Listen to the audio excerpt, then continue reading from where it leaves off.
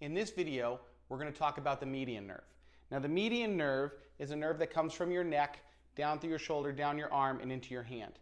Where we tend to notice the most problems with people is with grip strength, because it does control the muscles in the thumb, index finger, and middle finger when we try to close the hand. Now, you also may feel issues if you have sensory issues in those areas on the fingers, on the palm side, or in the arm. You may have a deficiency with the median nerve. So there's three things we can do to work on that. And the first one is going to be a nerve tensioning, and I'm going to show you that now. This is a sequence of joint movements that help to kind of stretch the nerve. So with that said, we don't want this to be more than a 3 out of 10 in intensity, okay? So I'm going to take you one step at a time. If you get to that 3 out of 10, you stop there. If you don't get any tension and you feel like you could do more, then you gently do more, okay? So we're going to open the hand, and fingers are really big. We're going to flex the wrist back, or extend the wrist.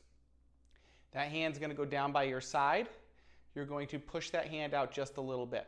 Now, you may already feel a little bit of tension through those fingers or in the palm of your hand. If you do, and it's a 3 out of 10, then that's fine. If not, we're going to push that arm out just a little bit. We're going to tilt the head away from the arm.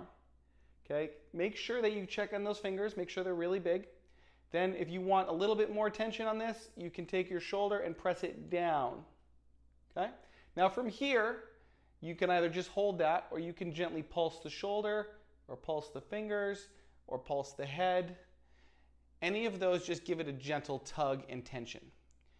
Now, check your sensation and your grip strength again. If it has not improved or it's gotten worse, then we don't want to tension it. Instead, what we'll do is we'll do the opposite, which is slacking it. So it's the exact opposite. We start with the hand, we're going to flex the fingers into a fist. We're going to flex the wrist down this way.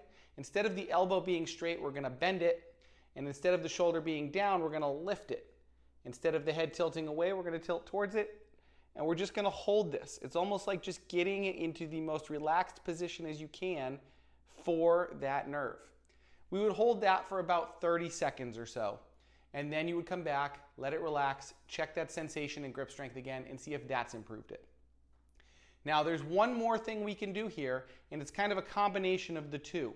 So we're going to go back into that tensioning sequence, starting from the fingers. So big fingers, extend the wrist, hand goes down here with the elbow straight, turned away, slightly out, shoulders pressed down. Now remember, in the tensioning sequence, we turned our head away.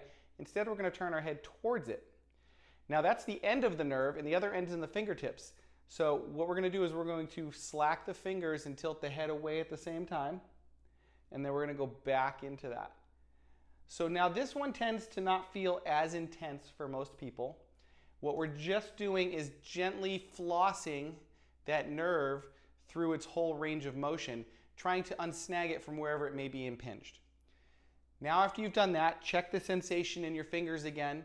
Check the sensation or the strength in your fingers and see if that's improved. Whichever one you've chosen, do it gently, do it slowly, and do it frequently throughout the day if it's giving you a positive result.